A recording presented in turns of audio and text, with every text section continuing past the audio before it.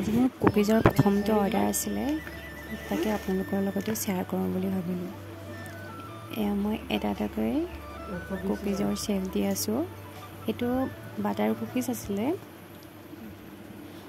খুৰীয়ে ক'লে বাটাৰ কুকিজকে বনাবলৈ, আৰু এইফালে মই কিম্বনৰ কাৰণে এটা ডো ৰেষ্ট দি থৈছোঁ। আজি ফাৰ্ষ্ট ট্ৰাই কৰিমহে কিম্বন। এয়া মোৰ বিস্কুট ৰেডি হৈ আছে, ৰেডি হৈয়ে গ'লেতো এবাৰ নমালোঁ। এয়া আকৌ আমাৰ মৰমজনীৰ লগত অলপ খেলিব লাগে নহয়, তাই আকৌ বহুত দুষ্ট হৈছে এতিয়া। তাইৰ লগতনো খেলি থকা সময়কণ কেনেকৈ পাৰ হয় ধৰিবই নোৱাৰিলোঁ।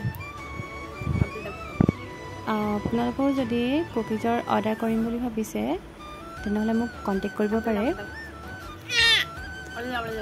কুকিজৰ লগতে পিজ্জা আৰু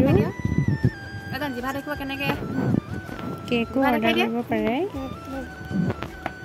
চাওকচোন দুষ্টজনী কেনেকৈ জিভা দেখাই আছে। আবা কৈ দিয়া, জান আবা কৈ দিয়া। থেংক ইউ খুৰী আৰু এলবিয়া মোক ইমান বিশ্বাসত অৰ্ডাৰটো দিয়াৰ বাবে।